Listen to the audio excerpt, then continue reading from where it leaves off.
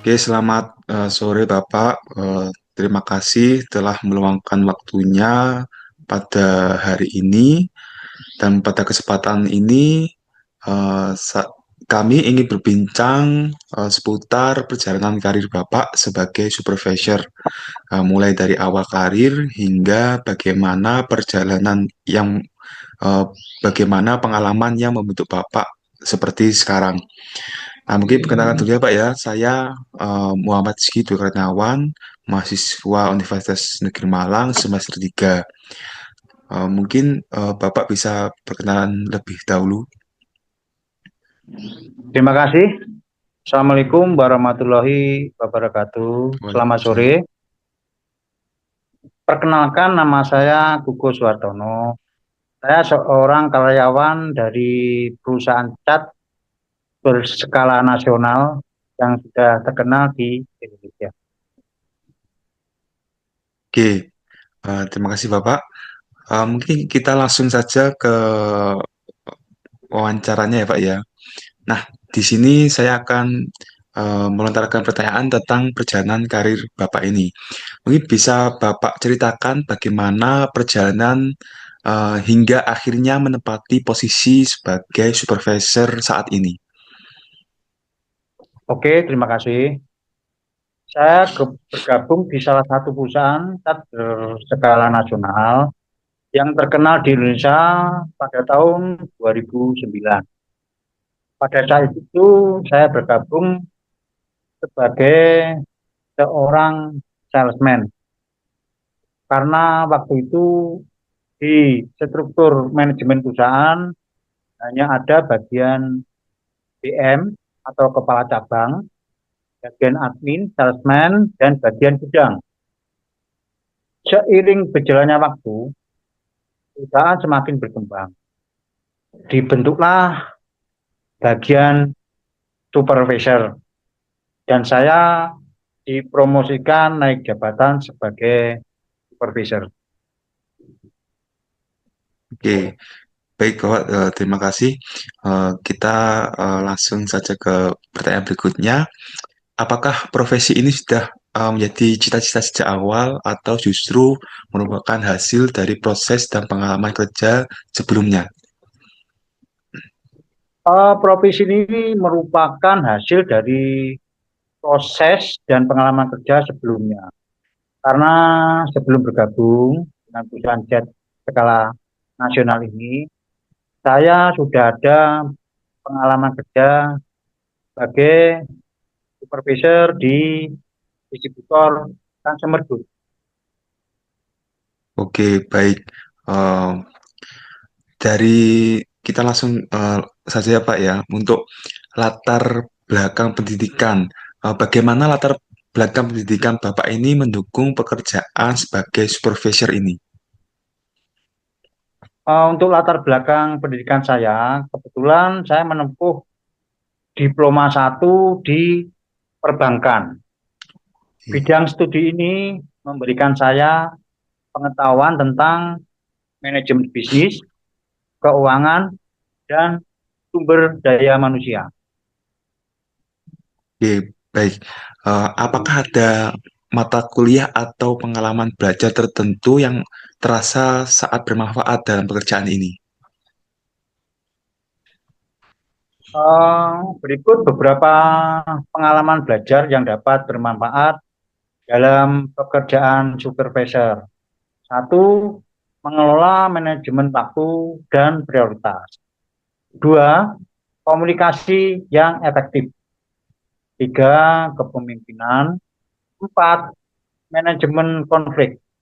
Yang kelima, analisa data. Yang enam, pengembangan tim. Tujuh, manajemen proyek. Delapan, kepemimpinan dalam perubahan. Oke, baik Bapak. Eh, dalam kompetensi dan persyaratan profesi ini, Pak, menurut Bapak, kemampuan apa saja yang harus dimiliki seorang untuk bisa menjadi supervisor yang efektif? Untuk menjadi seorang supervisor yang efektif, yang diperlukan adalah satu, kemampuan komunikasi. Yang kedua, jelas kemampuan kepemimpinan. Ketiga, kemampuan dalam analisis. Keempat, kemampuan mengatur manajemen waktu. Kelima, kemampuan manajemen konflik.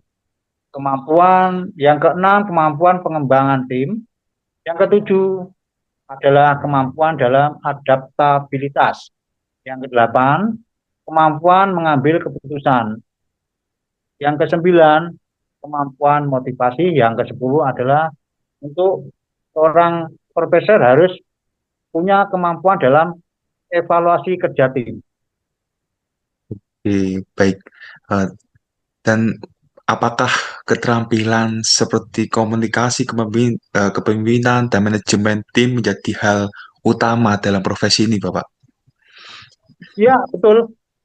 Karena seorang supervisor harus memiliki keterampilan seperti komunikasi, kepemimpinan, dan manajemen tim sangat penting dalam profesi supervisor. Oke, baik. Terima kasih ya, Bapak. Mungkin kita langsung melanjutkan. Nah, di dalam perjalanan pasti kan ada suka ataupun duka dalam pekerjaan ya, Pak ya. Nah, menurut Bapak selama menjalani tugas sebagai Ya, betul. supervisor ini, apa hal yang paling berkesan atau paling disukai menurut Bapak ini? Hal-hal yang paling berkesan dalam menjalankan tugas sebagai supervisor selama ini yang saya rasakan adalah satu, yang disuka adalah satu mengembangkan dan melatih tim. Yang kedua, meningkatkan kinerja tim. Ketiga, membangun hubungan yang baik dengan tim. Keempat, mengatasi masalah dan konflik. Yang keenam, mengevaluasi dan mengembangkan proses. Dan ketujuh, mengakui dan menghargai prestasi. Dan tugas-tugas inilah yang dapat membuat supervisor merasa puas dan berprestasi. Oke, baik Bapak. Sebaliknya Bapak, tantangan atau kesulitan apa yang sering dihadapi dan bagaimana cara Bapak mengatasinya?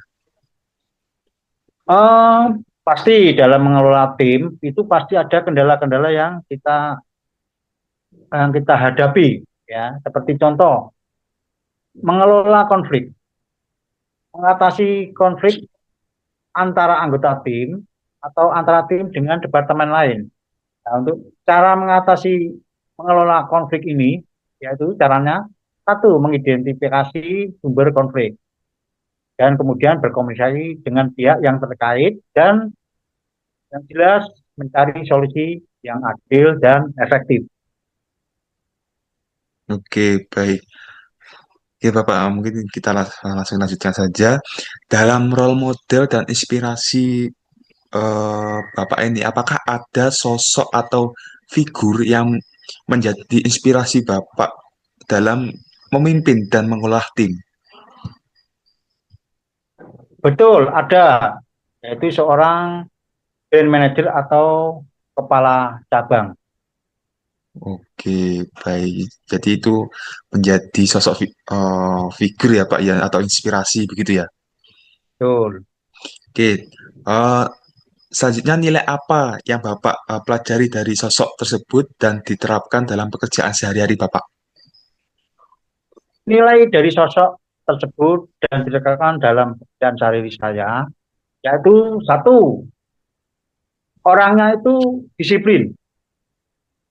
Yang kedua, tegas. Dan yang ketiga, pekerja keras. Oke, baik. Kita lanjutkan ke makna profesi ya Pak ya. Bagi Bapak pribadi ya, apa makna dari profesi sebagai supervisor ini? Makna profesi sebagai supervisor yang saya rasakan yaitu seorang supervisor memerlukan keterampilan, kepemimpinan, komunikasi, dan manajemen yang baik, serta kemampuan untuk mengembangkan dan yang jelas memotivasi tim. Oke, baik Bapak. bagaimana profesi ini memberi kontribusi terhadap pengembangan diri dan lingkungan kerja Bapak? Profesi supervisor memberi kontribusi terhadap pengembangan diri dan lingkungan kerja kita, terutama yaitu untuk pengembangan diri, yaitu satu, meningkatkan kemampuan problem solving. Untuk lingkungan kerja kita, yaitu meningkatkan yang jelas produktivitas dan kualitas kerja. Oke, baik Bapak. Ini kita lanjut ke tips atau kunci sukses nih Bapak. Menurut Bapak sendiri, apa kunci utama untuk bisa bertahan dan terus berkembang dalam karir sebagai supervisor ini?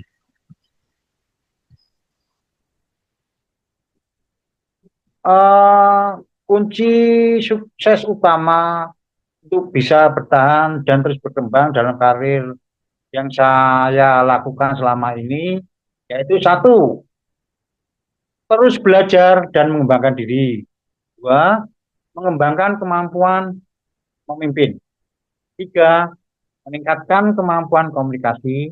Dan yang jelas harus membangun tim yang kuat. Nah, oke, baik Bapak. Selanjutnya, bagaimana cara menjaga motivasi dan membangun hubungan kerja yang baik dengan anggota tim Bapak ini? Untuk menjaga motivasi dan membangun hubungan kerjasama yang baik dengan anggota tim sales, yaitu satu, mengenal dan menghargai anggota tim, mengkomunikasikan dengan jelas, membangun kepercayaan, mengembangkan dan meningkatkan keterampilan, mengakui dan menghargai prestasi tiap sales, membangun kerjasama tim, mengelola konflik yang ada dengan baik, dan satu yang penting, kita sebagai pemimpin harus menjadi contoh yang baik kepada tim. Oke, baik. Eh, nah, sebelum kita tutup ya Pak ya, pesan untuk generasi muda, pesan apa yang ingin Bapak sampaikan kepada generasi muda yang sedang mempersiapkan diri untuk terjun ke dunia kerja, khususnya bagi mereka yang bercita-cita menjadi supervisor di masa depan. Pesan untuk generasi muda yang sedang mendekatkan diri untuk terjun ke dunia kerja, khususnya untuk dunia supervisor, satu, belajarlah dari pengalaman, kembangkan keterampilan yang luas, jadilah seorang yang proaktif, bangun jaringan, jaga integritas, terus belajar, jadilah pemimpin yang baik. Kepemimpinan bukan hanya tentang memberi perintah. Komunikasi yang aktif sangat penting, sangat diperlukan. Pengembangan tim sangat penting. Dan yang paling nggak kalah pentingnya adalah kita sebagai seorang leader atau pemimpin, jadilah contoh yang baik. Oke, baik. Eh, Terima kasih Bapak atas waktunya dan cerita inspirasinya.